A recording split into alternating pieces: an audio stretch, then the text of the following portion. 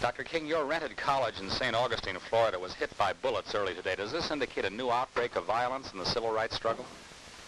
Well, it does indicate that there are still recalcitrant forces alive in the South that will do anything to prevent integration. We started a strong push to desegregate facilities in the oldest city of the United States just last Wednesday, and this is a result of the violent reaction to that move.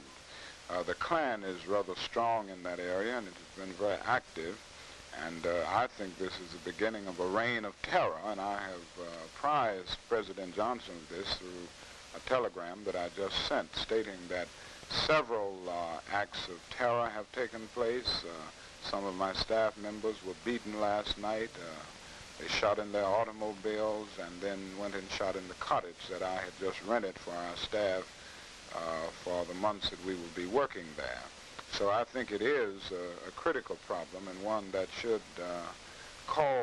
bring about action from the federal government. Dr. King, have some of the unpopular civil disobedience tactics and disorders, such as the New York World's Fair stall-in, indicated that responsible Negro leadership may have lost control? No, I don't think at all. I think we still have the vast majority of Negroes following the lines or the methods set forth by the established organizations and the responsible leaders. I think this will continue as long as we make progress, as long as we can win concrete victories. But I must say that if these victories do not come through nonviolence, and if the vast majority of Negroes are not able to see definite gains, these other approaches may appeal to them more in future months. You believe there's a possibility of serious bloodshed then if this frustration is not overcome? Well, I hate to predict violence because I've found in so many instances that the constant prediction of violence is an unconscious invitation to it. But I must be realistic.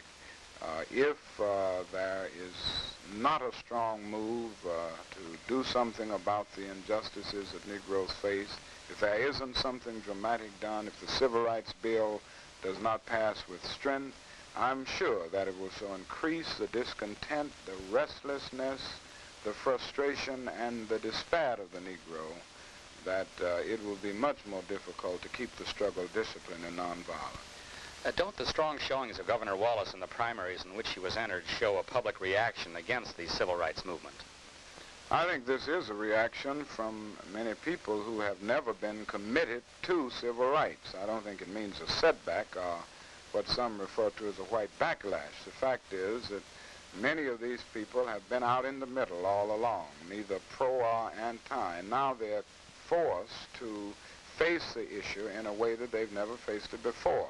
And they find that they have many more latent prejudices than they realized. I think the other thing in the Wallace showing that we must see is that prejudice is not just a sectional problem, it's a national problem. And I think it may be a blessing in disguise in that it will cause people of goodwill to realize that much more must be done to get rid of this festering sore of segregation. How do you rate the Republican candidates in California on the issue of civil rights, Governor Rockefeller and Senator Goldwater?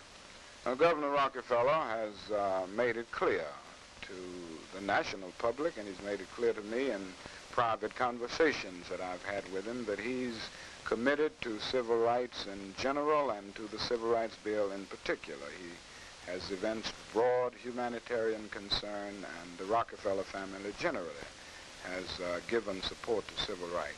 Now, Mr. Goldwater has also made his position clear. He feels that the matter of civil rights should be left to the states, and this means that you leave it to Mr. Wallace of Alabama and the Bonnets and Johnsons of Mississippi.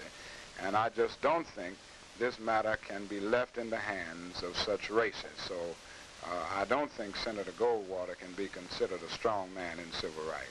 What influence do you think the Negro vote will have on the presidential election this year? I think it will have great influence. The Negro vote is still the balance of power in your main urban areas, your large communities and large electoral states of our country. And I think the Negro vote may well determine the next president of the United States. Is there any possibility that you yourself might enter politics following your own advice that Negroes should be more active in this field?